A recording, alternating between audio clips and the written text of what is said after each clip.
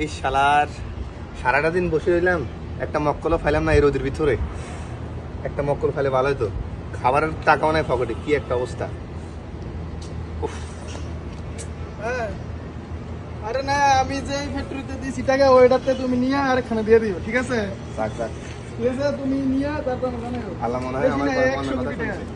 একটা না না মক্কল না ফাইলাম না, অবশ্যই। সমস্যা নেই, নাই ওপরে আইলে এবার আমি কথা বলবো, ঠিক আছে?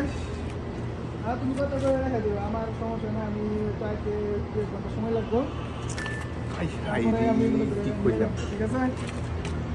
আচ্ছা, সমস্যা নেই, আমি আইতেছি। ready থাও। কি যে করি। তুমি রেডি থাও, আমি আইতেছি।